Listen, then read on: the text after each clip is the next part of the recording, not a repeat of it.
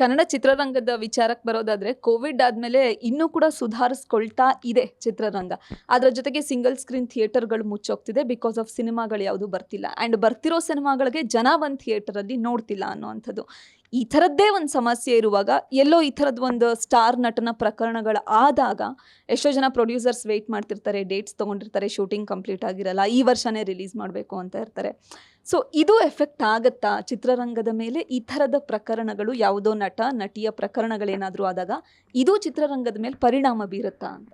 ಅಲ್ಲ, ಅದನ್ನು ನಾವು ಈಗ ನೆಕ್ಸ್ಟು ಯಾವುದು ಸ್ಟಾರ್ ಸಿನಿಮಾ ಬರುತ್ತೆ ಅದಕ್ಕೆ ಜನರ ಪ್ರತಿಕ್ರಿಯೆ ಹೇಗಿರುತ್ತೆ ಅನ್ನೋದು ಗೊತ್ತಾಗೋವರೆಗೂ ನಮಗೂ ಇದ್ರ ಪರಿಣಾಮದ ಬಗ್ಗೆ ಎಕ್ಸಾಕ್ಟಾಗಿ ಐಡಿಯಾ ಇಲ್ಲ. ಬಟ್ ಅದು ಒಂದು ರೀತಿಯಲ್ಲಿ ಈಗ ದರ್ಶನ್ ಸರ್ ಅವ್ರ ಸಿನಿಮಾಗಳ ವಿಷಯದಲ್ಲಿ ಒಂದು ಮಾತು ಹೇಳೋದಾದರೆ, ಅವರು ವರ್ಷಕ್ಕೆ 2 ಸಿನಿಮಾ ಮಾಡ್ತಾಯಿದ್ರಲ್ಲ, ಅದರಿಂದ ಚಿತ್ರರಂಗಕ್ಕಂತೂ ಹೆಲ್ಪ್ ಆಗ್ತಾಯಿತ್ತು. ಯಾಕೆ ಅಂತಂದರೆ ಅವ್ರ ಸಿನಿಮಾಗಳು ಮ್ಯಾಕ್ಸಿಮಮ್ಮು ಕರ್ನಾಟಕದಲ್ಲೇ ಶೂಟ್ ಆಗ್ತಾಯಿತ್ತು. ಓಕೆ, ಕರ್ನಾಟಕದ ಆಚೆ ಈಗ ಕುರುಕ್ಷೇತ್ರ ಸಿನಿಮಾ ಶೂಟ್ ಆಯಿತು ಅನಿಸುತ್ತೆ ಮೇ ಬಿ, ಯಾಕಂದರೆ ಅದು RFCಯಲ್ಲಿ ಸ್ಟುಡಿಯೋದಲ್ಲಿ ಸೆಟ್ ಹಾಕಿ ಅಲ್ಲಿ ಶೂಟ್ ಆಗಿದ್ದು ಅನ್ನೋದು ಬಿಟ್ಟರೆ, ಅವ್ರದ್ದು ರೀಸೆಂಟು ಏನು ಕಾಟೇರ ಆಗ್ಬೋದು, ಅದಕ್ಕೆ ಮೊದಲು ಬಂದ ಕ್ರಾಂತಿ ಆಗ್ಬೋದು, ಅದು ಮ್ಯಾಕ್ಸಿಮಮ್ ಕರ್ನಾಟಕದಲ್ಲೇ ಶೂಟ್ ಆಗಿದೆ.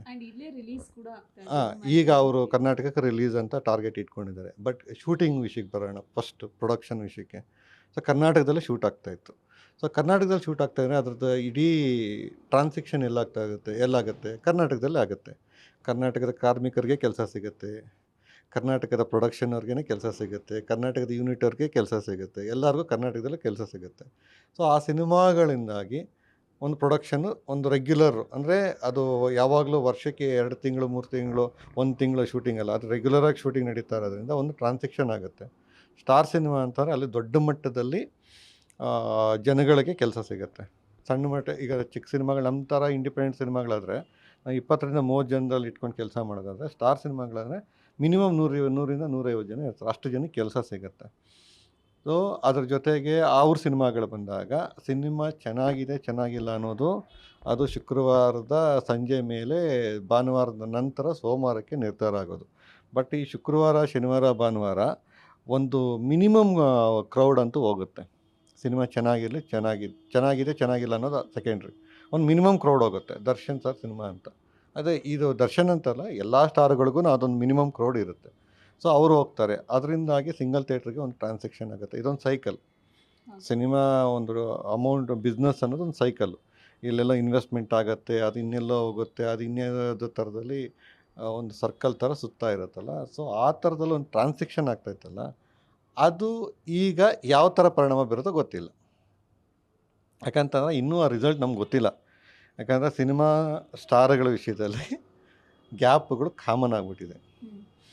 ಈಗ ಕೆಲವರು 2 ವರ್ಷಕ್ಕೊಂದು ಸಿನಿಮಾ ಮಾಡ್ತಾಯಿದ್ದಾರೆ, 3 ವರ್ಷಕ್ಕೊಂದು ಸಿನಿಮಾ ರಿಲೀಸ್ ಆಗ್ತಾಯಿದೆ.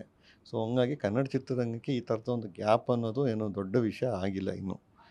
ಇದು ಮುಂದಿನ ದಿನಗಳಲ್ಲಿ ಏನು ಪರಿಣಾಮ ಆಗುತ್ತೆ ಅನ್ನೋದು ನಮಗೂ ಗೊತ್ತಿಲ್ಲ.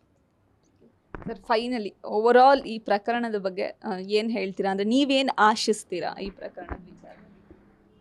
ನ್ಯಾಯ ಅದ್ರ ಪ್ರಕಾರ ನ್ಯಾಯಯುತವಾಗಿ ಬರಬೇಕಷ್ಟೆ. ತನಿಖೆ ಅದು ಏನಿದೆ ಅದರ ಪ್ರಕಾರ ನ್ಯಾಯಯುತವಾಗಿ ನಡೀಬೇಕು. ಆ ತೀರ್ಪು ನ್ಯಾಯಯುತವಾಗಿ ಬರಬೇಕಷ್ಟೆ. ಯಾಕಂತಂದರೆ ಇಲ್ಲಿ ನಾವು ಯಾವರ ಪರವಾಗಿಯೂ ಮಾತಾಡೋಕ್ಕಾಗಲ್ಲ, ಯಾರ ವಿರೋಧವಾಗಿಯೂ ಮಾತಾಡೋಕ್ಕಾಗಲ್ಲ. ಇದು ಅಂತಲ್ಲ, ಯಾವುದೇ ಪ್ರಕರಣ ಆಗಿರಲಿ, ಅದು ಚಿಕ್ಕದು ದೊಡ್ಡದು, ಇದು ಮೀಡಿಯಾ ಅಟೆನ್ಷನ್ ಜಾಸ್ತಿ ಇದೆ ಅಂದಂಗೆ ದೊಡ್ಡ ಪ್ರಕರಣ, ಇನ್ಯಾವುದೋ ಅಂದರೆ ಅದೊಂದು ಚಿಕ್ಕ ಪ್ರಕರಣ, ಅದೊಂಥರ ನೆಗ್ಲೆಕ್ಟೆಡ್ ಅಂತಲ್ಲ. ಯಾವುದೇ ಒಂದು ಪ್ರಕರಣ ಆದಾಗ ಅದಕ್ಕೆ ಅದರದ್ದು ಕಂಪ್ಲೀಟ್ ಏನು ಪ್ರಕ್ರಿಯೆ ಇದೆಯಲ್ಲ, ಅದು ನ್ಯಾಯಯುತವಾಗಿ ನಡೀಬೇಕು. ಆ ನ್ಯಾಯಯುತವಾಗಿ ತೀರ್ಪು ಬರಬೇಕು ಅಷ್ಟೇ. ಗ್ಯಾರಂಟಿ ನ್ಯೂಸ್, ಸುದ್ದಿ ಖಚಿತ, ನ್ಯಾಯ ನಿಶ್ಚಿತ.